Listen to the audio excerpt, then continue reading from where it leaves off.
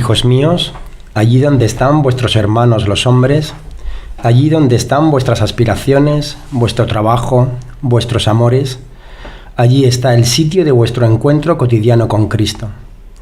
Es, en medio de las cosas más materiales de la tierra, donde debemos santificarnos, sirviendo a Dios y a todos los hombres. De la homilía Amar al mundo apasionadamente, de San José María Escrivá, pronunciada en el campus de la Universidad de Navarra en 1967. Bienvenidos al Club Dalroy y bienvenidos a mi casa. Ya se está haciendo recurrente que organicemos Club Dalroy en mi casa, no puede ser más feliz. Y hoy estoy además muy bien acompañado.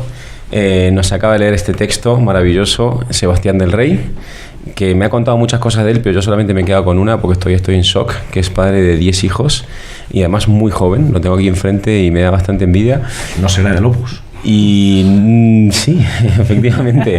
Y aquí nos acaba de introducir su voz Ricardo Calleja, que teníamos muchas ganas de invitarlo, y además no solamente para este, sino para muchos otros episodios.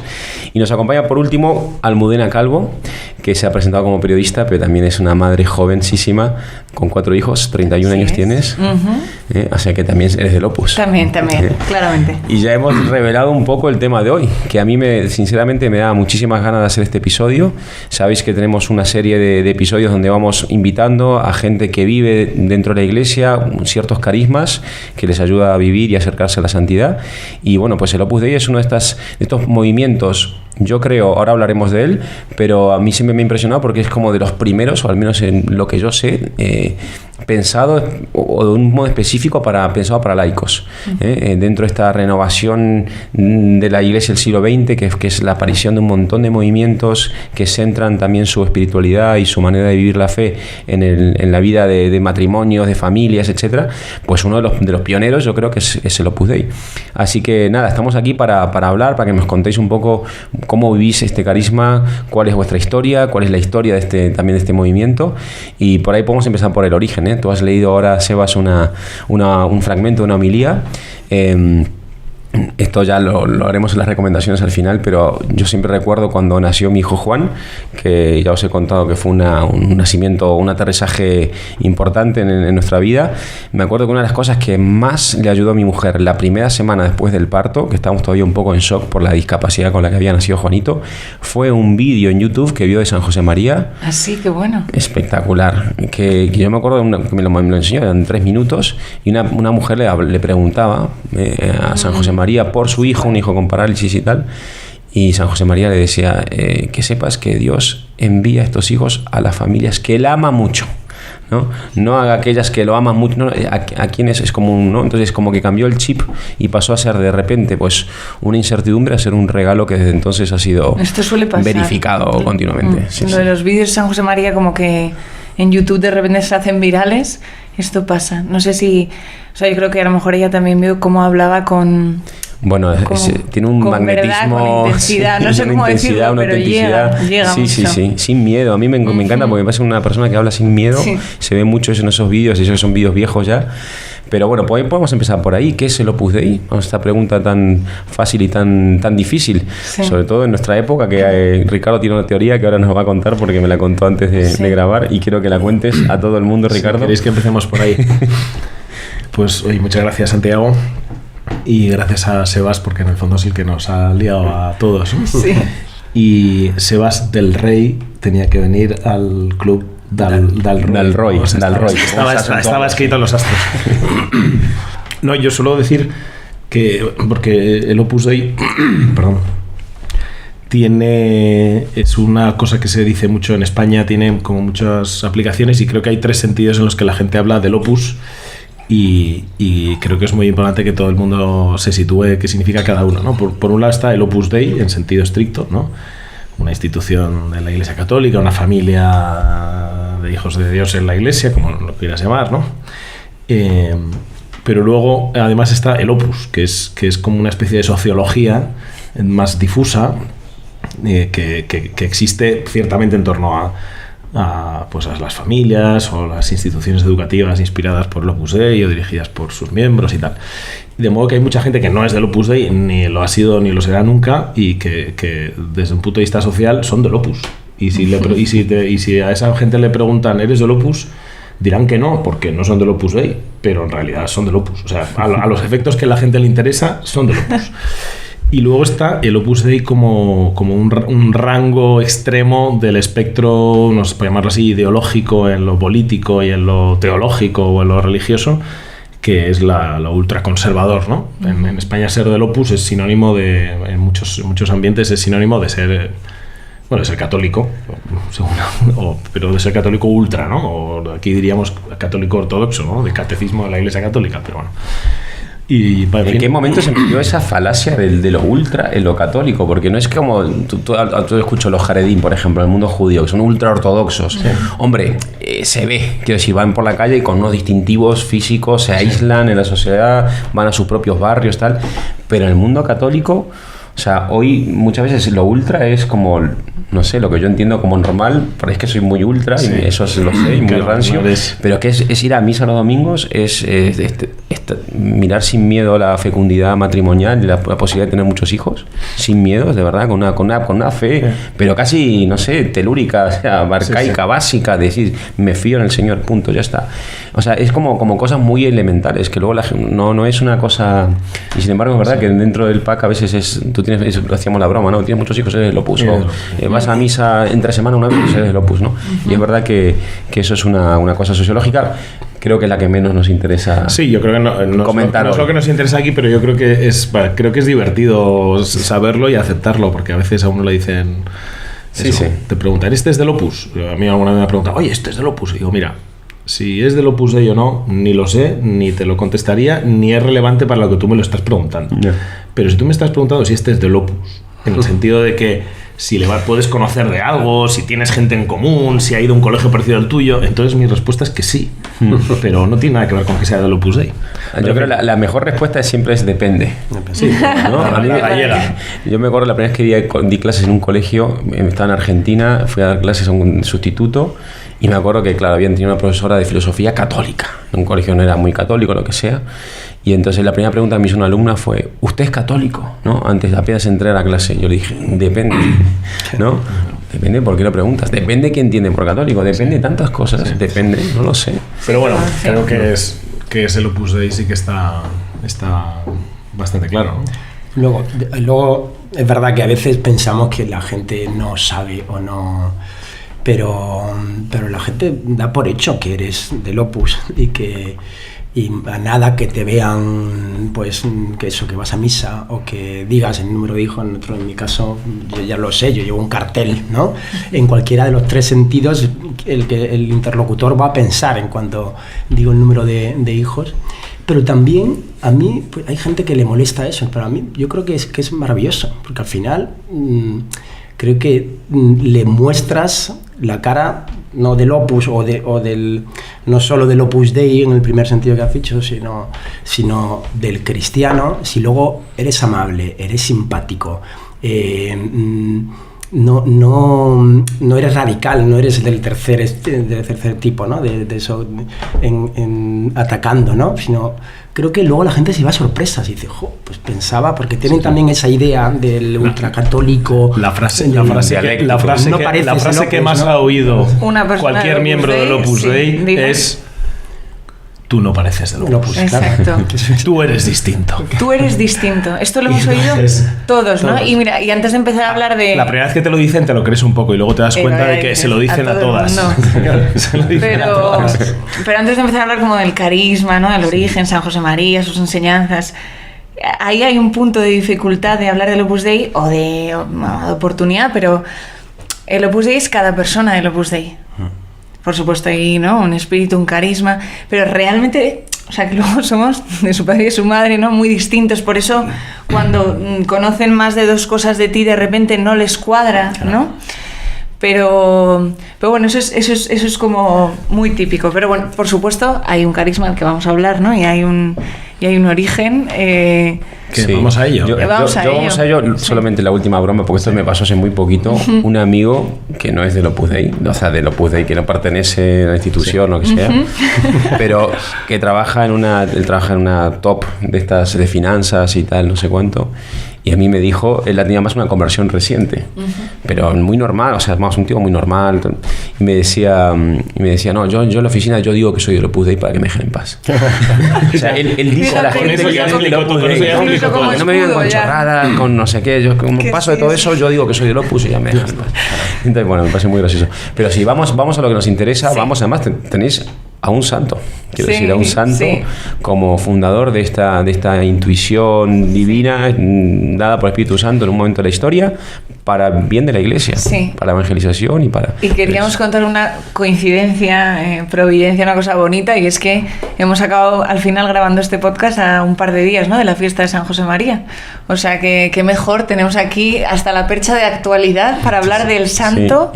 Periodistas, siempre ya. Y además que llevamos por lo menos, yo creo que unos 7 meses queriendo grabar este episodio. Por eso, pero que ha pasado justo ahora, ¿no? El 26 de junio es San José María, y además se cumplen este 2025 50 años de su muerte. Entonces, San José María. ¿Quién nos quiere empezar? ¿Quién nos cuenta algo? No lo veis, pero me está aquí mirando Almudena haciendo cara de habla tú. Pues sí, Ricardo. Pero bueno, San José María, primer dato, se murió hace 50 años, es la fiesta de San José María y es el aniversario, o sea que falleció en el 75, nació en 1902 y cuento toda la historia brevísima es que San José María es un chico de familia medio bien de provincias que nace en Barbastro y cuando vive en Logroño, pues un chico más o menos piadoso, pero que tiene un momento de encuentro con el Señor muy potente a propósito de unas huellas en la nieve, un día que había nevado en esas navidades, y se pregunta, bueno, si alguien está dispuesto a hacer unas huellas descalzas, ¿no?, de un carmelita descalzo que había dejado en la nieve. Entonces se pregunta, bueno, ¿y Dios qué quiere de mí o yo qué tengo que hacer? Y empieza a tener pues dirección espiritual con un carmelita precisamente y a buscar el trato con Dios con más intensidad, todo con la ayuda de su padre. El carmelita era amigo de su padre y a partir de esos momentos empieza a sentir eso que él llamaba los barruntos, ¿no? Él barruntaba el amor, entendía que Dios quería algo de él y que fuera amor, decía, pero tampoco sabía muy bien qué era. Y en ese contexto pues excluye ser carmelita, pero empieza a considerar la posibilidad de ser sacerdote como modo de estar disponible para esa llamada que todavía no sabía en qué consistía. Y durante los años de sacerdocio él tiene una experiencia del sacerdocio en el seminario muy dura, porque él era un señorito en un seminario muy rural y un poco bruto. Era un señorito y, en fin, tuvo sus rifirrafes. Y era un señorito que además, un seminarista que luego iba a la universidad civil, ¿no? O sea, y tenía ahí como un roce con los compañeros, con los profesores. Y en todo ese contexto él empieza a tener también como luces que él va tomando nota, y cuando, después de ordenarse sacerdote, va a vivir a Madrid para seguir en la universidad, para acabar el doctorado y preocuparse también de sacar adelante a su familia, porque su padre había muerto. Y en ese contexto, haciendo un curso de retiro, unos ejercicios espirituales en los paules de la Milagrosa, pues él dice que estaba poniendo, entre plática y plática, estaba poniendo en orden sus papeles, todas estas luces que había ido recibiendo, y explicaba años después, yo vi el Opus Dei, ¿no? Tuve una visión general de un mensaje, que es el vivir como hijos de Dios en medio del mundo, y imitar a Jesucristo en el trabajo, y vivir la radicalidad cristiana cada uno ahí donde está, y una llamada a ponerse en marcha, a vivirlo él y a enseñar a otros a vivirlo para dar lugar a una familia en la Iglesia. Y eso entendió muy desde el principio que era para laicos fundamentalmente, pero también para sacerdotes. De hecho, la primera reunión oficial del Opus Dei no fue de laicos, fue de sacerdotes, que no eran del Opus Dei propiamente, pero sacerdotes a los que le estaba ayudando. Y a mí una cosa que me llama la atención de San José María, así como personaje histórico, cuando lees sus escritos, ves su biografía, es yo no conozco ningún otro personaje que esté tan marcado por una fecha de su vida. O sea, la referencia permanente de todo lo que hace, dice, todo lo que va fundando, de los pasos que va dando, a veces para adelante, a veces para atrás, pero siempre como con un criterio que no es algo que él se ha inventado, sino que él tiene claro que es un criterio que ha recibido de Dios, y que es con el que, pues carisma diríamos hoy, ¿no? Con el que él discierne, digamos, y discrimina de las cosas que a él se le ocurren y que van pasando, cuáles están dentro de ese cauce y cuáles no. Y bueno, ya lo he dicho antes, ¿no? Que somos hijos de Dios, imitar a Jesucristo en el trabajo, ser apóstoles en medio a través del trabajo, en la familia, siendo amigos de la gente, y a la vez se daba cuenta de que ese mensaje que tenía era nuevo y viejo. Es viejo porque es el Evangelio, pero es nuevo porque no era frecuente que nadie lo viviera de modo sistemático y institucionalmente, digamos. Pues él fue viendo también que hacía falta para que eso se viviera, no solamente aisladamente, sino para que esto fuera realmente un montón de personas que lo fueran viviendo. Y eso da lugar al Opus Dei, ¿no? Sí, él decía que laicos, utilizaba el verbo ver, ¿no? Pero porque decía que no quería inventar nada. Es más, al principio buscó un poco en lo que había, ¿no? En la iglesia, para ver si ya estaba inventado eso que el Señor le pidió que recordara al mundo entero, ¿no? Entonces, al final es recordar algo que está en el Evangelio, que es viejo y que es nuevo, ¿no? Y que es que todos, también por la vocación bautismal, ¿no? Pero que tenemos una llamada a ser santos. Yo creo que ahora, cuando decimos ser santos en 2025, en general la gente no tiene un significado en su cabeza de esto, ¿no? Pero encontrarse con Dios en todo lo que hacemos, cada cosa en lo que haces, ¿no? No es como llegar a Dios a través de, sino queriendo a tu marido, no a través de tu marido, queriendo a tu marido, ahí te encuentras con Dios.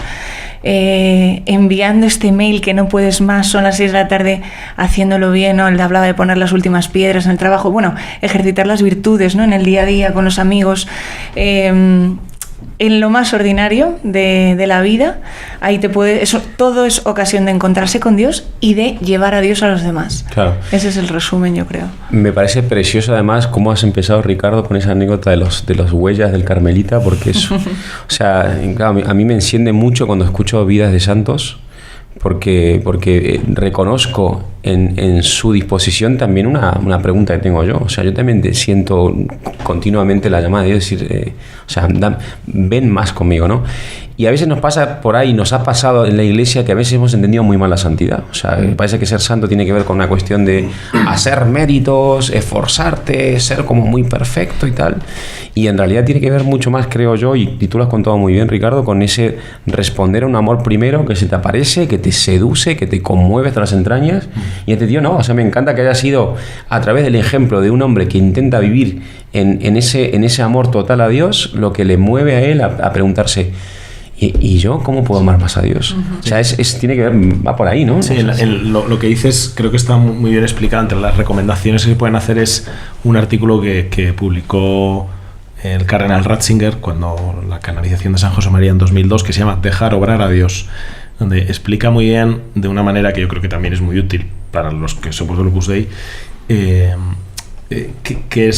cuál es el espíritu del Opus Dei, es en qué consiste buscar la santidad, y que la santidad no es hacer cosas grandiosas, sino que en tu vida se manifieste la gracia de Dios, ¿no?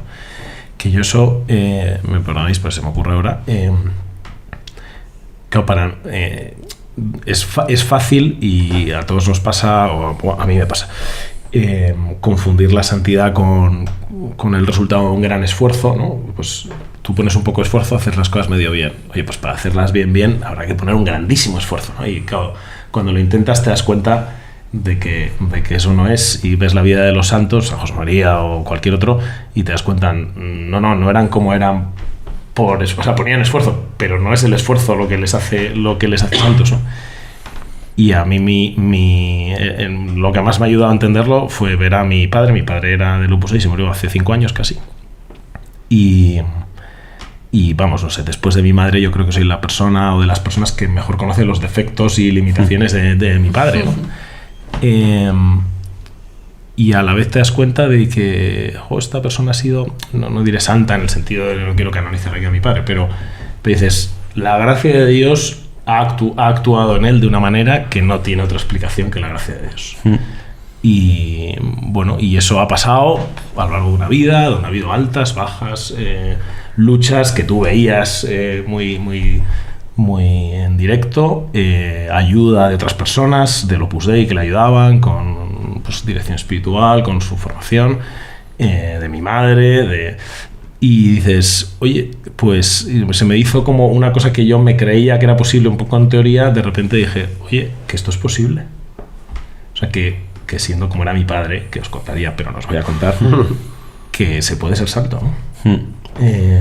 En el fondo estáis hablando un poco de que a lo mejor no es tanto hacer, sino dejar hacer, ¿no? Adiós. Así es el título de Aquí en varios Ratzinger, ¿no? podcasts de Club del Rey habéis hablado también de esta idea, ¿no? Pero Almu es muy profesional periodista y se ha oído todos los podcasts de Club del Roy para venir aquí. Es que yo jamás hubiera imaginado que iba a estar hoy aquí, pero la realidad es la que es, vamos, no me ha dado tiempo de decirlo al principio, pero soy muy fan de este podcast.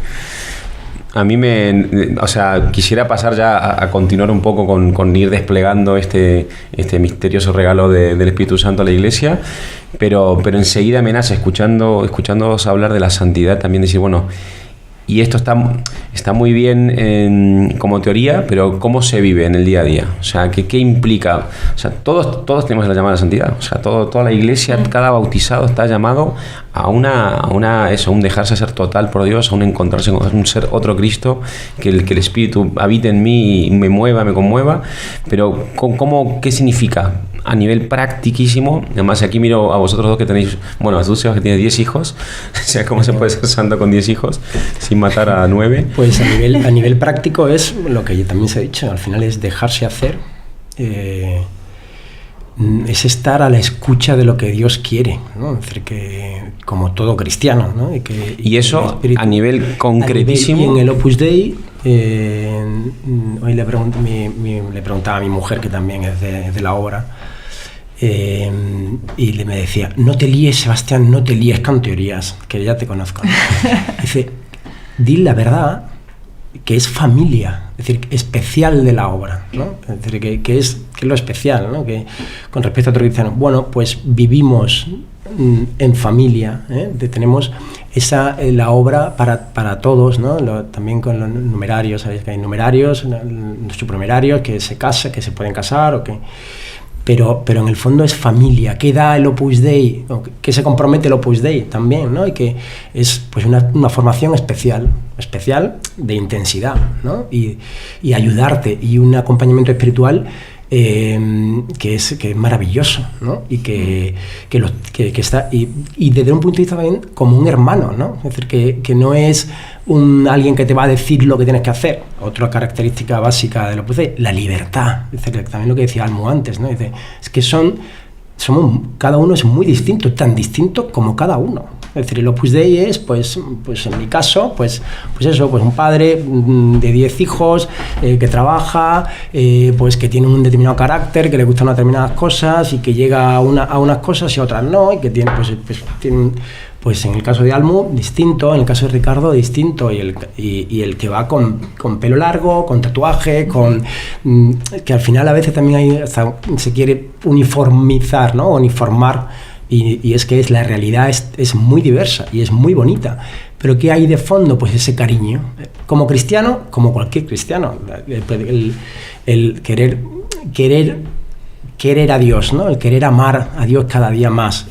Los medios, pues los de cualquier cristiano, es decir, pues los sacramentos, la oración, pues tenemos eso, una especial formación, ¿no? Pues sí que tenemos todas las semanas pues un círculo que le llamamos, ¿no? Que es con una charla, con un tema doctrinal, pero ahí también ahí está la familia, ¿no? Porque vas y encuentras pues esa comunidad, ¿no? Ahora se habla mucho de comunidad, ¿no? Pues nosotros tenemos, pues nuestra comunidad es pues el Opus Dei, y dentro del Opus Dei pues el grupo en el que estamos, que es nuestra familia, y nos cuidamos unos a otros, y eso San José María era muy iba a decir pesado, ¿no? Pero lo repetía muchísimo y le decía, no me cansaré nunca que os queráis, ¿no? Respecto a cosas especiales, las normas que tenemos, que se llaman normas, que es una serie de plan de vida, una vida de piedad, unas prácticas de piedad, son las de toda la Iglesia, claro. Y son, pues eso, pues que San José María cogió en su momento, pero el rosario, la Santa Misa, tratar de confesarse frecuentemente. Es que además, es que yo creo, no sé, creo que no es posible alcanzar la virtud y la perfección de la vida plena, una vida completa humana, sin la vida sacramental. Bueno, vamos. Sin la oración y sin los sacramentos. Exacto. Es la única manera, lo demás es un vicio absoluto. Exacto. ¿No? Sí, pero aquí Sebas decía dos cosas que me parece que definen también muy bien, ¿no? En este intento de definir el Opus Dei, pero hablas de familia, en el fondo somos una familia de vínculo espiritual, o sea, tenemos la familia espiritual de la Iglesia, ¿no? Universal, de las que nos sentimos absolutamente parte, ¿no? San José María decía que el Opus Dei era una partecica de la Iglesia, un camino más, como tantos otros que hay, ¿no? Entonces nos sentimos familia, la verdad es que sí. Y luego, ¿qué hay, no? ¿Qué hay en el Opus Dei? El Opus Dei es una gran catequesis, también lo decía así el fundador. Lo que nos da es formación, aparte del cariño, ¿no? Pero es formación. Entonces, cuando uno se hace el Opus Dei, ¿a qué se compromete y qué se compromete el Opus Dei contigo? Pues a formarte en el fin del mundo, si hace falta, ¿no? Y además tiene que asegurarse de que puede formarte donde sea. Yo he vivido en distintos sitios, he vivido en Shanghái, en Nueva York, en Kenia. En todos los sitios he buscado, y no era del Opus Dei en ese momento, pero sí había recibido esa formación y me ayudaba. Y yo hemos venido a China, pero yo quería seguir, ¿no?, con mi vida de fe. Y yo busqué, no digo, aquí hay alguien. Bueno, pues en China en concreto no se podía estar, en Shanghái, por las leyes de ahí.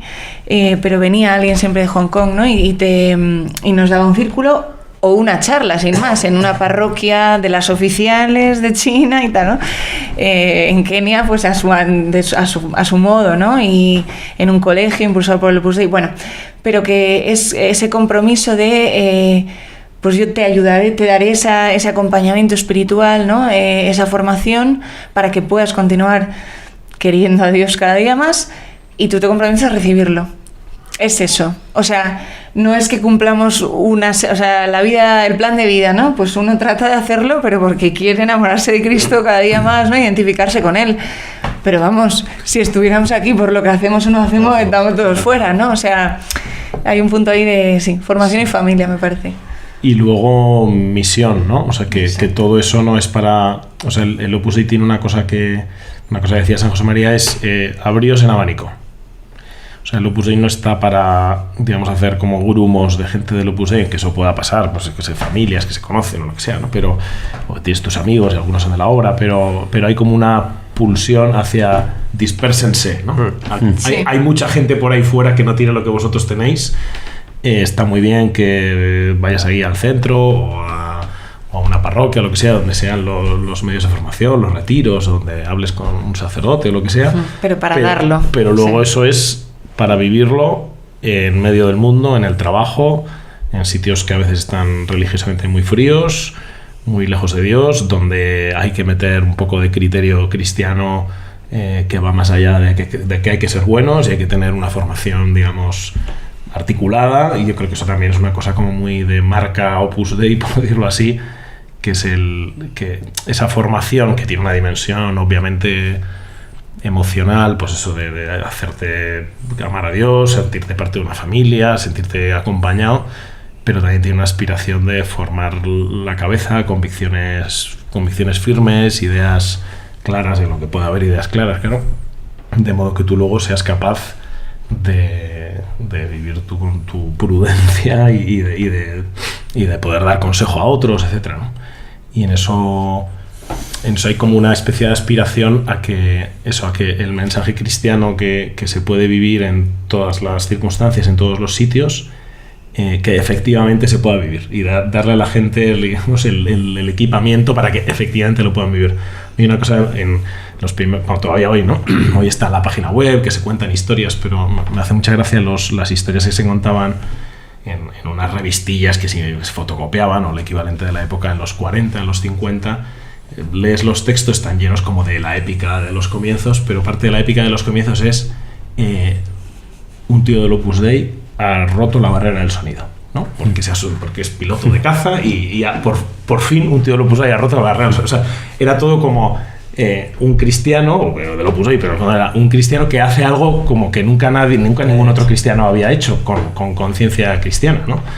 O se ha celebrado una misa en el campus de Harvard, porque ha ido ahí el cura del Centro de la Obra de Boston y se ha celebrado una misa en el campus de Harvard por primera vez en la historia, ¿no? Entonces esa idea de que esto no es para hacer unos ambientes aquí muy a gusto, que esté todo el mundo bien, que eso, un poco de eso hace falta para coger fuerzas y tal, sino luego con ese sentido de misión. Y a veces hay gente, y eso luego es muy impresionante, ¿no? Gente que está bueno, tu marido que es militar, o sea, militares del Opus Dei, unos cuantos. Médico militar. Y te cuentan las historias de cómo, con la dificultad que tiene de aislamiento, etcétera, de cómo viven su vocación y su vida religiosa, y cómo el primer día consigue una iglesia a 2 horas y se levantan a las 4 de la mañana para ir a misa, el segundo día van con 3 amigos, en la final de curso pues ya van 10. Sí. Bueno, esa sentido de misión yo creo también es...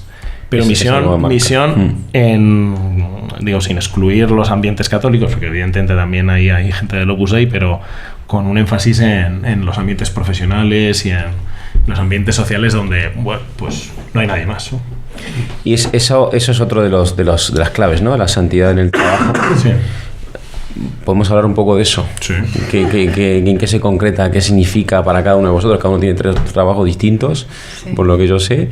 Y además hay gente de todo, ¿eh? Taxistas, carniceros, empresarios, sí, profesores, médicos, militares. Y entonces ahí es simplemente el mismo llamado de la vida cristiana, pero ¿por qué ese matiz del trabajo? Yo creo que tiene mucho que ver también con el momento en el que se funda el Opus Dei, ¿no? Porque ahora, es verdad que ahora dices, bueno, se puede ser santo, ¿no? O se puede ser un buen cristiano y estar en medio del mundo, ¿no? Y estar en cualquier tipo de trabajo. Y lo vemos como muy natural, porque es verdad que ya lo tenemos muy asumido, ¿no? Pero cuando San José María pues lo dice, ¿no? y habla de esto, de que se puede ser santo en medio como profesional, pues siendo un médico, siendo un artesano o en el matrimonio, ¿no? O casado. O en el cuidado del hogar. O en el cuidado del hogar. Es una cosa que no estaba en la mentalidad, ¿no? Es decir, pues, oye, si tú te querías dedicar si tú querías ir al cielo, asegurarte, ¿no? Y ser santo, vida religiosa, vida consagrada, sacerdocio. Ya. Y no estaban algunos trabajos muy concretos y muy... y en cambio, pues claro, San José María fue un aldabonazo, ¿no? Cuando comentaban también, ¿no? Luego en el Concilio Vaticano II ya se habla de esto, ¿no? Y claro, pero Opus Dei llegaba, ¿no? Ya estaba, ¿no? Y luego, pues gracias a Dios, pues eso, y entiendo que también Opus Dei ha contribuido mucho a normalizarlo, que en otras épocas de la historia pues quizás era mucho más evidente, pero hay que entenderlo también en ese momento del origen, ¿no? Es decir, ¿qué se diferencia ahora una persona de Opus Dei que quiere ser santo en medio del mundo siendo abogado, de otro abogado que es buen católico y que sabe que puede ser santo y que también pues tiene su vida de oración y tiene una... Pues nada, pues que uno es del Opus Dei y el Señor pues le ha llevado por ahí, y el otro pues no te lo podéis, pero evidentemente más diferencia de eso no hay, porque no hay, pero quizá pues esa oportunidad o esa conciencia de que oye, pues esto es lo que Dios me pide, que a mí en concreto, a mí personalmente me da mucha tranquilidad también, porque a veces sé qué es lo que tengo lo que tengo que hacer, ¿no? Es decir, oye, y que me sale mal, que no rezo, que no... Bueno, pero Señor, si esto es lo que me pides, pues tú sabrás. Tú ya darás el incremento, ¿no? Ya me conoces como soy, que no soy capaz, que no llego, que grito cuando estoy en casa y estoy cansado, que me cuesta, pues eso, pues atender a los hijos o determinadas cosas del trabajo, terminarlas y... Bueno, Señor, pues esto es lo que me pides y hay veces que llegas y hay veces que no. Pero con esa, es decir, pues tú haces el resto, ¿no? El dejarse hacer. Y aquí te hago una pregunta ya que te voy a sacar un poco del... porque yo lo vivo así, ¿eh? A mí me cuesta mucho conciliar el trabajo y la familia a veces. Y siempre por principio la familia. O sea, no entrego este artículo, pues no lo publico. No llego a este congreso, pues no llego. Porque mi mujer me está necesitando en casa y me acaba de llamar por teléfono que vuelva. O sea, ¿cómo vives tú eso? Pues yo lo he vivido de diversos modos. Yo creo que ha sido para mí un aprendizaje vital, ¿no? Es decir, que quizá hubo una primera época en la que me costaba mucho, porque claro, vas chocando, ¿no? Estás chocando, sé que tengo que, profesionalmente tengo que hacer esto y me gustaría llegar hasta aquí, me gustaría... Pero luego ves la realidad y decir, no, es que soy padre, soy marido, me necesitan, ¿no? Y al final nosotros tuvimos un momento un punto de inflexión, ¿no? Que también lo fue en mi vocación, en la obra, ¿no?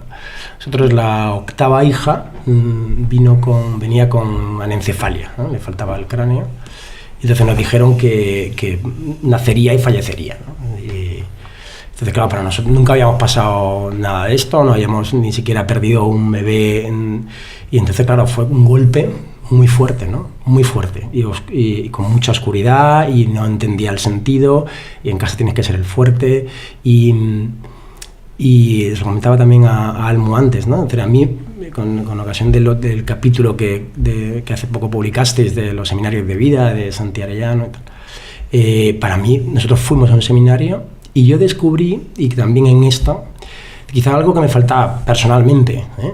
Tenía todo como muy bien en la cabeza, muy bien, digamos, organizado, formado, pero quizá me faltaba esa parte del dejarse hacer y del amor de Dios, de la profundidad del amor de Dios, ¿no? Entonces fue un cambio, y yo le llamo la deconstrucción de la vocación, ¿no? De pronto entiendes cosas que a lo mejor hacías antes por rutina o por una cierta obligación, y que todos podemos caer en esa, ¿no? Pero de pronto entiendes el porqué, y ves el detalle de la delicadeza de San José María cuando dice, oye, sería bueno ir a visitar al Santísimo pues cada día, ¿no?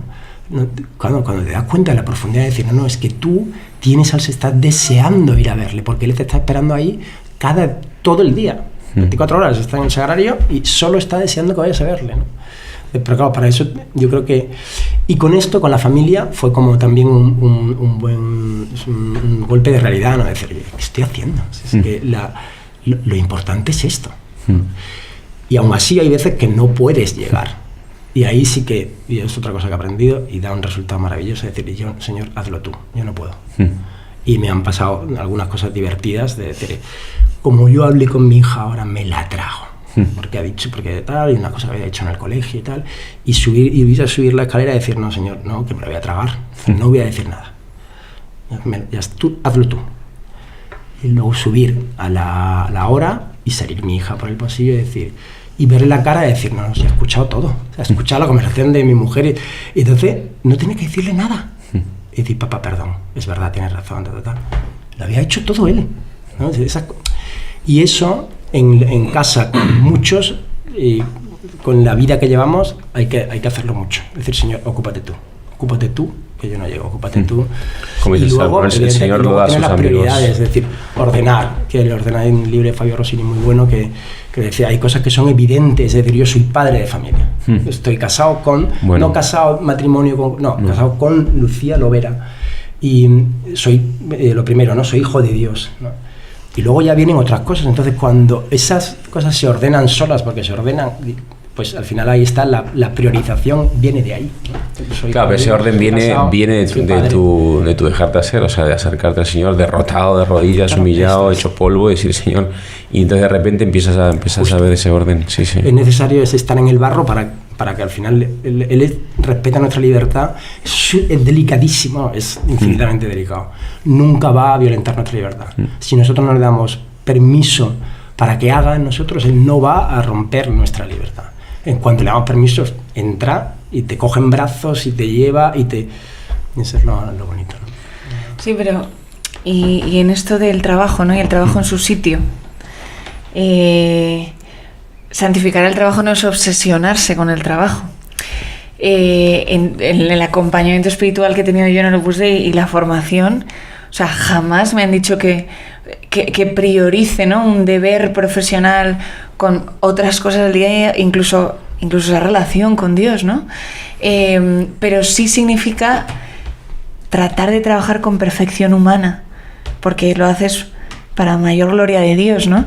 Y como ciudadana, o sea, ya ni como cristiana, como ciudadana, el mundo es nuestro, ¿no? En el sentido de nos lo ha puesto Dios en las manos para que lo transformemos, y ya no solo a través de un contenido del trabajo, sino de las personas con las que trabajas. O sea, sí se anima a vivirlo con perfección en el sentido de ejercicio de virtudes, de un lugar de encuentro con Dios de verdad, en lo concreto que haces. Es que aquí, claro, podríamos poner 100.000 ejemplos, pero eso es trabajo profesional, pero también en los 100 pañales que cambio de mis gemelos al día, ¿no? O sea, en cada cosa, o en ese, ¿no?, llamar a esa amiga que lo necesita, o sea, entonces yo creo que no hay un desfase ahí de el trabajo como una especie de cosa que te totalice, sino al revés, como un verdadero lugar de encuentro con Dios.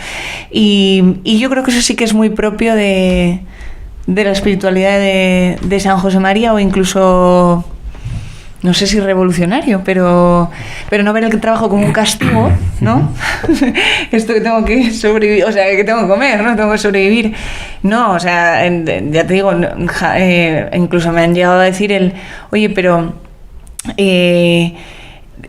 realmente no tendrías que dejar esto, bueno, en consejo, ¿no? Pero tal vez este artículo efectivamente no hace falta publicarlo, ¿no? ¿No crees que te necesitan más aquí, ¿no? O sea, que nunca iría a eso primero. Sí, hay una cosa que, vamos, otra de las como ideas, fuerzas y de San José María que tiene que ver con esto, que también lo explica, es la unidad de vida, ¿no? Y creo que eso explica también que entiende él por trabajo. Claro, cuando él habla de santificar el trabajo, él acaba diciendo que todo es trabajo, y todo es oración, y todo es apostolado. Y llega un momento, hijos míos, en el que ya no distinguís si estáis trabajando, haciendo oración, haciendo apostolado. O sea, todo es trabajo porque todo es servicio, y intentar hacer bien las cosas. Todo es oración porque todo es encuentro con Dios y diálogo con el Señor, en palabras o con los hechos, y todo es apostolado porque es servicio a los demás y misión apostólica y tal, ¿no? Y hay dos expresiones que él usa que me parecen muy expresivas y que hablan de eso.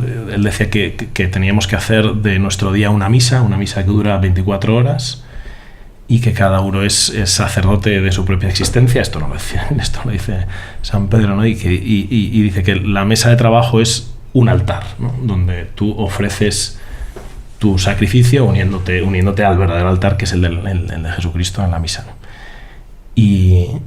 Y hablaba también del lecho matrimonial como un altar, ¿no? Entonces esa idea de que el lecho matrimonial y la mesa de trabajo son el altar del cristiano, donde uno se une al sacrificio de Jesucristo, que es el que tiene valor, me parece que expresa muy bien que cuando habla de trabajo no está hablando de el trabajo en el sentido laboral de la palabra, sino en una actitud que acaba ocupando toda la vida.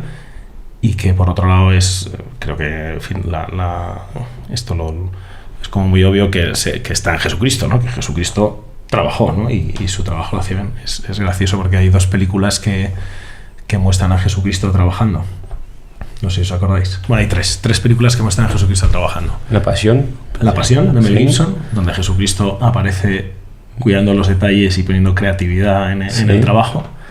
El hombre que hacía milagros, también de Mel Gibson, que empieza con Jesús trabajando en Séforis y le ven trabajando y tal, ahí sudando, y entonces hay una conversación entre 2 capataces y dice, oye, ¿ese quién es tal? Ese me lo quiero llevar yo para la siguiente obra y tal, pues es un tío que está trabajando bien.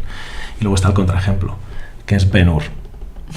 Entra a la cámara mientras está cruzando, una legión de romanos, y entra a la cámara en el taller de José, y entra un cliente y dice, oye, ¿dónde está tu hijo que me debe una mesa? O lo que sea. Y dice, mi hijo está en la montaña en las cosas de su padre. Entonces, me parece que es el contraejemplo de lo que... No me acuerdo, o sea, me acuerdo de Ben-Hur, que es precioso cuando Pues le da de beber agua. Sí, claro, ese momento es maravilloso. Ese momento es maravilloso y, Que es no me con, acordaba y es de con este. el que la gente se queda. Pero hay otro momento, La vida de Brian. yo diría lamentable, en el que te dicen que Jesús era un tío que era una especie de hippie que no entregaba en fecha sus trabajos, porque es que están las cosas de su padre, ya sabes. Claro, sí, no. Y entonces la cosa de que hay otra expresión de San José María, que el trabajo es el quicio, o sea, no lo más importante. Él decía, el fundamento de la vida interior es la filiación divina, que somos hijos de Dios. El centro y la raíz es la misa, que es el sacrificio de Jesucristo. Pero el quicio es el trabajo. Es decir, lo que hace que las piezas de la vida encajen en ese movimiento de amor y de adoración a Dios y tal, es el trabajo. Y esto creo que tiene que ver con esa especie de audacia de que el vivir en cristiano no sea una cosa marginal en la propia vida o marginal en la sociedad, sino que llega a estar en el núcleo de todas las relaciones y de todas las actividades. ¿Y dónde es más difícil? Pues aquellas tareas que requieren esfuerzo, concentración máxima, donde hay conflicto, donde hay dificultad, donde hay ambientes que están muy descristianizados. Y en ese sentido tiene, yo creo, el espíritu del Opus Dei tiene esa épica de que no te puedes conformar con rezar en casa. Tienes que ser capaz de rezar en el trabajo, no porque te pones a porque decir palabritas, sino no porque dejas de trabajar, sino porque realmente lo haces por amor y tu amor principal, que es el amor de Dios, está presente, ¿no? Me ha encantado. Pero sí, o sea, yo creo que la clave es lo que tú has dicho, es la unidad. O sea, que no somos seres fragmentados. Bueno, somos seres fragmentados que aspiramos estamos llamados a recuperar la unidad por la gracia y por... Tal cual, sí, siempre hay que aspirar a esa unidad de vida en todo donde sí. Y luego la encarnación, que es otro elemento clave para entender. Claro. Sí. A ver, tengo un montón de preguntas, y ya llevamos 45 minutos. No tenemos mucho tiempo. Entonces, no sé, yo voy a lanzar algunas y contestáis la que queráis. O sea, a mí primero hay una que no hemos hablado y me siento culpable porque dijimos, vamos a contar que se lo puse ahí y no hemos dicho todavía, bueno, pues cómo está organizada la institución. Yo sé que hay una cosa que se llama numerarios, y hay gente que no sabe qué es eso. Por ahí no es interesante, no pasamos de eso. Otra pregunta sí que me interesa mucho es qué relación como miembros del Opus Dei tenéis con el resto de la Iglesia. ¿Qué relación mantenéis con la parroquia, la diócesis, tal? Otra puede ser también, pasa que tiene más que ver con la primera, que pensaba es, así como la Iglesia se divide en diócesis y en obispos y tal, yo sé que hay una cosa que se llama prelado, por ejemplo, entonces no sé.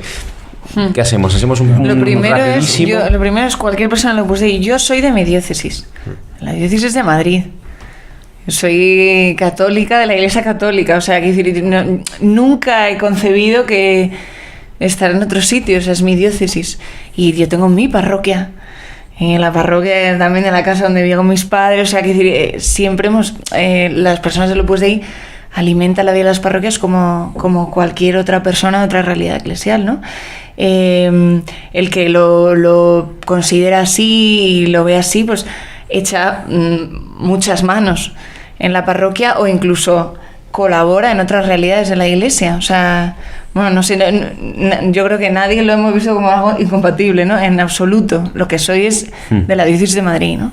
Y luego tengo esa vocación... Y tú vas a misa a tu parroquia, claro. No vas a misa con el sacerdote de los Opus Dei, sino que vas a tu parroquia, te confiesas con el sacerdote que encuentras en esa iglesia Vale. Y eso uno que cuando vivía en Barcelona se hizo uno de la obra que iba a una parroquia que le gustaba mucho de siempre, no era tampoco la de su domicilio, pero era donde había ido a misa toda la vida. Hizo un retiro de Maús, se acercó más a Dios, se acercó a la obra y pidió ser supernario, un señor ya de 50 y tantos. Y de repente un día lo veo en misa en una iglesia que está encomendada a sacerdotes la obra ahí en Barcelona. Y digo, oye, digamos que se llamaba Pep. Oye, Pep, ¿qué haces aquí?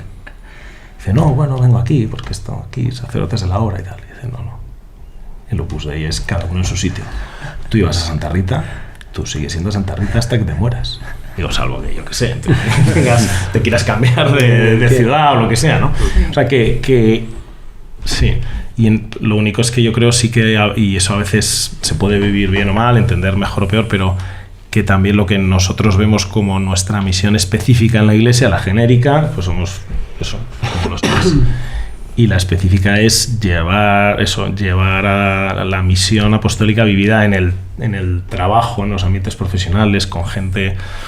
Y entonces en eso también yo creo que a veces es una labor que quizás se ve menos. Dice, ¿estos tíos dónde están? Y dice, bueno, es que este tío está a lo mejor montando, me acuerdo de uno que ya se murió, ¿no? Que tenía una charla de humanismo cristiano que montaba en Google, donde iban 30 tíos que no salía en ningún periódico, no estaba en ninguna estadística, no salía en el anuario pontificio, pero ahí estaba un tío hablando, convenciendo, explicando, tal. Entonces dices, y eso a veces yo creo que es una de las cosas que a veces se entiende menos de la hora porque piensas, porque la concepción de la Iglesia como la Iglesia es los que nos vemos y los que estamos y lo que podemos, digamos, los que llenan aquí un espacio y tal, y dices, oye, la Iglesia es eso, por supuesto, pero también es una madre de familia cambiando 100 pañales que con todo el amor del mundo, que este año no da catequesis porque tiene 100 pañales que cambiar. Claro, a lo mejor no puedes dar catequesis ese año. Un señor que está desplegado, tu marido que está desplegado en Afganistán y que está ahí también haciendo su labor apostólica. ¿Y eso lo hace el Opus Dei? No, eso lo hace fulanito que trabaja en Google y hace no sé cuántos. O hace poco conocí a un supernumerario que yo también me quedaba 4 hijos pequeños, tal. Acababa de perder el trabajo, pero además por una razón ética. O sea, como de, ya me habían pedido varias veces que hiciera una cosa que no estaba bien. Y tengo 4 hijos pequeños, pero yo aquí ya no sigo. Yo, ¿no? Y digo que típica persona que ya a mí de primeras ya me parecía como muy heroica, ¿no? Bueno, y ese tío, a la vez que trabajaba, pues eso, jugaba al rugby, porque le gusta mucho el rugby, con presos en la cárcel. Vale, ya está. Entonces, ese lo hace porque es supernumerario. Bueno, lo hace, por amor a Dios, ¿no? Porque piensa que hay gente que necesita esa amistad, que a través de esa amistad uno puede regalarle ese sentido de la vida, ¿no? Que es el amor de Dios. En fin, entonces, eso lo hace el Opus Dei. Bueno, pues lo hace fulanito, que en concreto es supernumerario, pero... Bueno, y ahí llamará a los suyos de su parroquia o a su compañero de trabajo que no cree y todos unidos por una misma misión, ¿no? Y luego, ¿cómo nos organizamos o cómo esto? Claro, ahí me toca decir algo de mí mismo, porque claro, aquí... Entonces, yo creo que una cosa también que es como muy típica, muy propia del Opus Dei y a veces distinta, no mejor ni peor, pero distinta de otras realidades en la Iglesia, es la unidad de vocación. O sea, que nosotros pensamos y vivimos y sentimos que ser del Opus Dei es lo mismo si eres laico, si estás casado o eres célibe, como es mi caso, si eres hombre, si eres mujer, si eres sacerdote o si eres laico, ¿no? Cada uno tiene, evidentemente, su vocación específica, digamos, pues el que es sacerdote pues tiene vocación sacerdotal, claro, si no. Y en ese sentido, al hablar de la diversidad de miembros, creo que es más importante hablar de la unidad de espíritu, o sea que todos ven su vida en la misma clave de encontrar a Dios en su trabajo profesional o en sus deberes de Estado, que se dice, ¿no? en sus relaciones fundamentales, etcétera. Y quizá lo que llama a veces la atención es que los sacerdotes y los laicos, que somos algunos de los laicos que somos célibes y vivimos en la misma casa con los sacerdotes y no hay como una jerarquía ahí y que de hecho las actividades del Opus Dei pues las dirigen laicos, ¿no? Y los sacerdotes, digamos, prestan una ayuda específicamente sacerdotal imprescindible. De atención pastoral. De atención, sí. Pues claro, confesar, predicar la palabra de Dios. Los sacramentos. Ofrecer los sacramentos, pero con esa experiencia y de haber vivido el espíritu del Opus Dei en el mundo, tras su trabajo profesional y para luego poder ayudar a otros a vivirlo desde esa sacerdocio. Sí. Y en ese sentido luego vienen los nombres, que es innumerario, que es agregado, que es supernumerario. Yo creo que eso lo mejor es que la gente vaya a la página web de la obra y mire si le interesa. Yo creo que no tiene... creo que genera más confusión que los supernumerarios somos mejores como... Sí, los supernumerarios son mejores, sí, claramente, que los numerarios. Nada, ya es como se declina la vida de cada uno. La vocación es realmente la misma. Pero lo que sí es como menos claro es... porque el mensaje del Opus Dei es como muy obvio, eso es más obvio, como es la santidad en lo ordinario, dices, bueno, pues eso, la vida de Sebastián o la vida de Almu, que son padres de familia, pues es como que eso se identifica mucha más gente con eso. pero luego también hay algunos que, bueno, pues que hemos entendido que el Señor nos llama a vivir con el corazón entero para Él, en el celibato apostólico, que eso no supone una consagración, pero sí una dedicación de todos nuestros amores y esfuerzos a Dios y a esa parte de la Iglesia que es nuestra familia, que es el Opus Dei, ¿no? Pero no somos más del Opus Dei que los supernumerarios, desde luego no somos mejores, ni tenemos más mérito, ni es más difícil. Si quieres, vamos, yo me puedo poner aquí a hablar maravillas de los numerarios y numerarias, pero tampoco es la cuestión. Y luego está el prelado, al que nosotros llamamos padre, porque realmente, como hemos hablado, ¿no? Es una familia. Y que todo lo que nos recomienda, lo que nos pide es, o sea, en el plano espiritual y de amar al mundo, ¿no? Pero del que no hay ningún tipo de dependencia o jerarquía del estilo de una diócesis, ¿no? O sea, es más sí, bueno, yo ahora está el tema en discusión, que es exactamente qué es, pero en la práctica, expresado jurídicamente de una manera o de otra, el padre al final ¿qué hace? Pues mantener unida a la familia y alimentarla. ¿Y de qué la alimenta? De la vida de la Iglesia, nos mantiene unidos al Papa, a los obispos en todos sitios, y es una insistencia permanente. Y nos mantiene unidos a San José María y al Espíritu que recibe San José María de Dios, es decir, también ayudando a que eso se vaya declinando a lo largo de la historia y las circunstancias, pues con fidelidad al Espíritu, pero a la vez sabiendo responder a lo que exige cada momento, ¿no? Y luego ya para rizar más el rizo todavía, entiendo que hay sacerdotes del Opus Dei que trabajan en obras del Opus Dei, con colegios, centros y tal, y luego están sacerdotes que están incardinados en diócesis, que son diocesanos, pero que tienen una cercanía, bueno, no una cercanía, sino un compromiso con un carisma. Pertenecen a la Sociedad Sacerdotal La Santa Cruz, y entonces reciben esa misma formación, acompañamiento espiritual por parte de otros del Opus Dei, pero diocesanos, ¿no? Pero sí, o sea, son sacerdotes a los cuales conocen más tarde el Opus Dei y se acercan, o que... bueno, a veces lo conocen desde el principio, pero es gente que por ejemplo, en uno de los sitios donde trabajo y vivo, que es un colegio mayor, pues ahí el año pasado pues se ordenó sacerdote en la diócesis de Valladolid, uno que es de la Sociedad Sacerdotal de la Santa Cruz, y conocía la obra de siempre, pero él trabajó bastantes años, vocación tardía que se dice, y luego ha descubierto su vocación al Opus Dei, pero en el proceso de encontrar su vocación sacerdotal también, ¿no? Pero sí, son igual de miembros del Opus Dei, lo que pasa es que desde el punto de vista, no sé, como jurídico, jerárquico, de a quién obedecen, son de su diócesis, obedecen a los obispos, se dedican a las cosas de su diócesis, pero en su vida personal, espiritualmente, por decirlo así, son del Opus Dei. Pues, bueno, como cualquier otro de nosotros, tenemos nuestro trabajo, que es donde el Opus Dei no manda nada, pero el Opus Dei nos ayuda a vivirlo bien, pues a ellos les ayuda.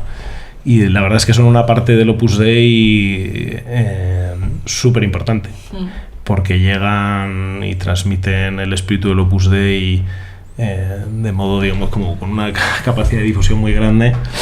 Y conozco, hoy he estado hablando con uno, es una gente súper generosa, porque luego hacen todo lo que tienen que hacer por la diócesis y más, y luego además bueno, pues tienen ese deseo de también extender este mensaje, ¿no?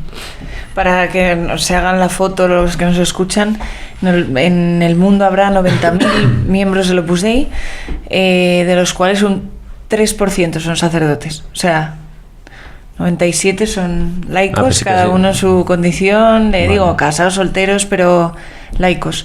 Y ese 3% ahí se cuenta a los sacerdotes que primero fueron célibes del Opus Dei, ¿no? Numerarios, y luego, pues planteándose el sacerdocio, al final son sacerdotes del Opus Dei, y esos sí que se dedican más a atender las labores apostólicas, ¿no? de la obra.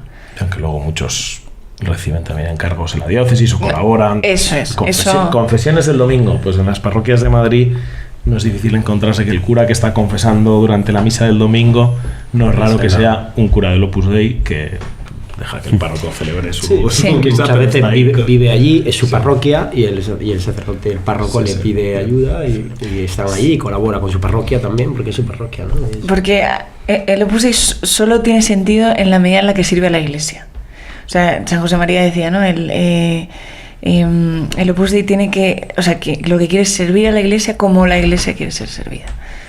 Y entonces, bueno, pues ahí efectivamente que tampoco hay compartimentos estancos, ¿no? Que estamos para eso, pues desde distintos prismas, ¿no? También desde la web del Opus Dei, pero hay formación cristiana humana disponible. Por ejemplo, tratamos de todos los textos del Papa, toda la doctrina, todo el magisterio del Papa, prácticamente al minuto está ahí disponible para todos los fieles, ¿no? que hay quieran. Una cosa también muy bonita, que cuando hablamos antes de esos medios de formación, de esa formación, ¿no? Esa formación no tiene por objetivo solo a la gente, a los miembros del Opus Dei, sino que, como decía, es una gran catequesis. Hay muchísima gente que se nutre de esa formación y que nunca van a ser del Opus Dei y que llevan toda su vida porque han encontrado ahí pues una fuente de doctrina, formación o un acompañamiento espiritual o para aprender, ¿no? Lo comentábamos también antes. Yo tengo muchos amigos que han conocido, que se han enamorado, ¿no? de Dios en otros movimientos, en otros retiros experienciales, pues Emmaús, etcétera. Y que se han enamorado y entonces buscando saber más de la persona amada, pues han acabado pues en un medio de formación de la obra y algunos pues han encontrado ahí también un camino para él y otros simplemente dicen, es que quiero saber más, ¿no? Y en esa gran catequesis, ¿no? Que es el Opus Dei, es decir, que el objetivo, es decir, en ese sentido de la formación no es solo en retroalimentarnos, ¿no? No, es para ir afuera, como decía antes Ricardo, ¿no? Para llegar a todos sitios, ¿no? Para que haya un cristiano en cualquier trabajo, en cualquier lugar, en cualquier momento de ocio, es decir, que debemos estar en medio del mundo, ¿no? Y luego también para que puedan venir a aprender, a amar, ¿no? Es decir, a Dios, pues de todos sitios, ¿no? Y yo creo que eso es muy bonito, ¿no? Que llega, por eso esa definición antes de Ricardo al comienzo, ¿no? El opus, claro, es que el opus en un segundo sentido, ¿no? Es muy grande, porque hay muchos que se han alimentado, que se alimentan, que han aprendido, que tienen un cariño y a lo mejor fueron a un colegio o conocieron o tienen un amigo y entonces van a una charla que dan en tal sitio o simplemente con los escritos, ¿no? Y con esto es la editorial. Muy bonito y llegar, y al final ¿qué se trata? De que todos se acerquen a Dios. Es que al final es el objetivo de cualquier cristiano, de cualquier, ¿no? Ahí hay una cosa, se me ocurre ahora, perdón, pero en la línea de lo que está diciendo Sebas, que el Opus Dei es una familia que tiene unos medios para ayudar a vivir el mensaje, pero el mensaje también vuela más allá de los límites de la familia. Primero porque hay mucha gente alrededor de la obra que lo recibe, pero luego incluso gente que más allá, ¿no? Algunos porque, por ejemplo, está pasando ahora en Brasil. Por ejemplo, en Brasil hay unas cuantas ciudades donde no hay ni un solo miembro del Opus Dei y hay retiros del Opus Dei. Porque la gente lo monta y, bueno, una vez cada tanto pues se puede acercar un sacerdote porque no hay suficiente. ¿Pero en qué sentido? ¿En cuál de los tres sentidos del Opus Dei? Sí, está bien. No, que dicen, oye, hemos leído a San José María, sabemos que el Opus Dei organiza medios de formación y, digamos, pues los montan ellos, ¿no? Con el espíritu de San José María. Y piden ayuda y a veces va alguien y a veces no hay nadie que vaya. Y eso me parece como muy normal y creo que es lo que también los que somos el Opus Dei tenemos como que se puede ver como una especie de complejo de superioridad, pero como no se refiere a nosotros mismos, que es la convicción de que tenemos un mensaje que es el del Evangelio, pero con unos brillos especiales de entender la vida oculta de Jesucristo y que se puede vivir como Jesucristo en la vida oculta y que está por explicar, está por vivir para mucha gente que todavía sigue considerando la vida cristiana como una cosa que consiste en hacer cosas, en ir a la iglesia o en... Compartimentos estancos, lo que hablábamos antes. En hacer ¿no? compartimentos estancos de su vida, y la pena es que somos tan cenutrios que nuestras propias vidas no lo traslucen bien, ¿no? Y que luego esto, pues lo que hablábamos antes, que hay prejuicios y tal, pues seguramente por nuestra culpa, que ojalá consigamos ir quitando para que la gente vea que, oye, no es que aquí hay un mensaje sobre el mensaje de San José María sobre el trabajo. Ya, perdonáis la farfollez, pero el otro día trabajo en una universidad que es de la obra, la Universidad de Navarra, en el IES, y el otro día pues tuve un desayuno con 25 directivos de recursos humanos de grandes empresas de España. Y yo les hablé del sentido del trabajo. Y, vamos, creo que no lo cité expresamente, cosa que probablemente hice mal, pero básicamente les conté lo que yo he aprendido de San José María y, en fin, la reflexión, pero fundamentalmente de San José María. Y la gente estaba tomando notas diciendo, dice, oye, estos son gente que se dedica a esto y que este mensaje que para ti es como el ABC, no lo han oído.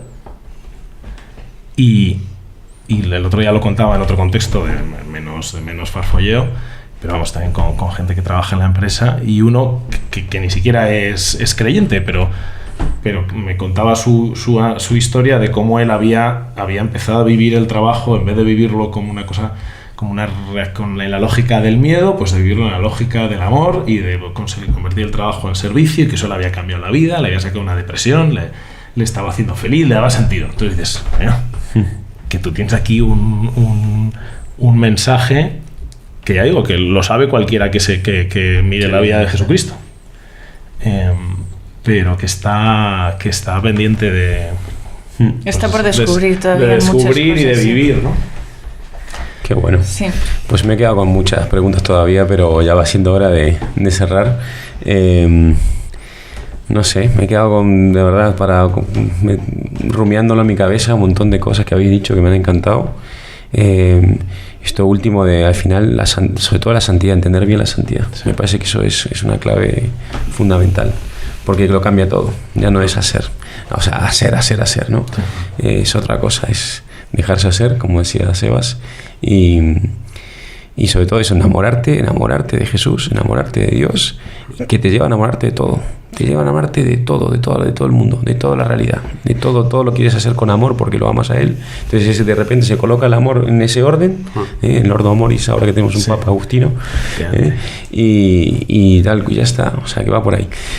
Bueno, siempre solemos terminar con alguna recomendación, pues una lectura para conocer más el Opus Dei, o otras, con lo que queráis. Es que ya con todos los temas que hemos sacado aquí, lo que os parezca Puedes interesante. Empezar tú con una contrarrecomendación. Yo, películas que no ver, si la encontrarás dragones, malísima, pero perdón aquí si me está escuchando el director, que además había hecho una película bastante decente, con sus críticas, que a mí me gustaba mucho La Misión, y esperaba mucho esa peli, y me decepcionó bastante. Pero bueno, que no sé, ¿qué nos podéis recomendar para los que queremos conocer un poquito más esta riqueza que tiene la Iglesia, que se llama Opus Dei? Yo me lanzo primero con un audio, porque está en audio, ¿no? Claro, al final San José María pues murió hace 50 años, entonces tenemos su voz, ¿no? Y sus vídeos, como hemos hablado al principio, pues al alcance de la mano. Entonces, en Spotify buscad Amar al mundo apasionadamente, y es esa homilía con la que hemos empezado, dura 30 minutos, podcast, y yo creo que es precioso escuchar a un santo, ¿no? Contemporáneo, y es un compendio de lo que es el Opus Dei, y con esa intensidad que él tenía al hablar, y con ese enamoramiento que tenía del mundo, ¿no? Y esa esperanza, o sea, que hemos hablado ahora al final, ¿no? De la santidad como algo bello, digo, que hablaba de hacer endecasílabos de la prosa diaria, o sea, escuchar a San José María, yo eso lo recomendaría así como para empezar, o como para acercarte un poco. Siempre que además la voz conquista mucho ahí. Aragonés ahí. Yo 2 libros. Uno, El hombre de Vilatevere, que es de Pilar Urbano, que es un clásico del año, no sé, 90, en los años 90. Y habla de la vida de San José María, sobre todo en Roma, ¿no? En la época de Roma. Vilatevere es la casa central, ¿no? del Opus Dei en Roma, pero es un libro que lo plantea con anécdotas, ¿no? Y además una serie de anécdotas y la forma de escribir de Pilar Urbano me parece que se lee muy fácil, es como casi una novela. Son anécdotas divertidas y un poco provocadoras algunas, incluso como lo plantea, ¿no? Y a mí me encanta. Yo creo que para ver un poco todas las múltiples, digamos, facetas de San José María, ¿no? Y también de los que vivían con él en esos años.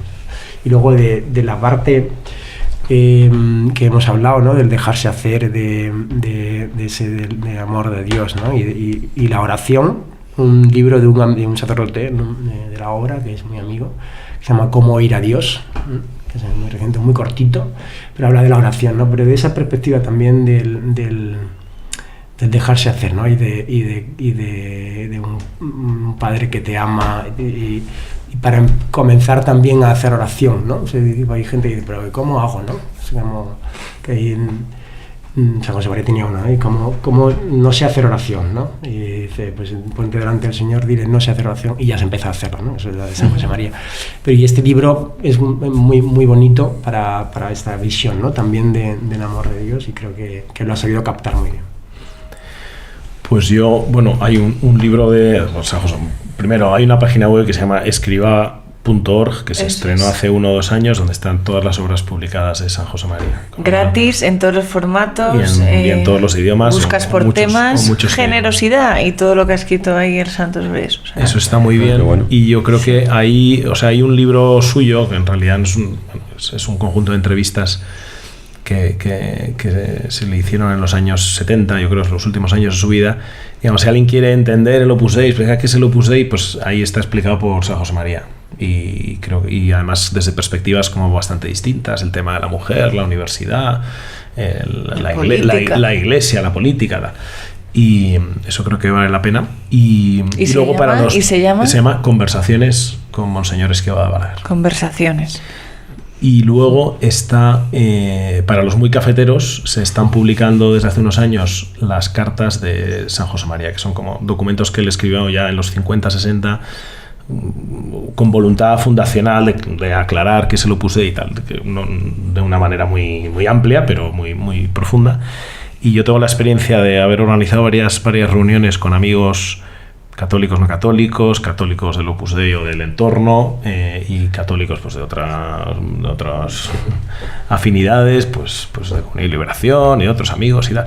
Y la experiencia de leer esas cartas es siempre muy sorprendente, porque porque pues son textos ya muy, muy, muy maduros que explican el Opus Dei muy, muy integrado con el mensaje cristiano y con mucha fuerza.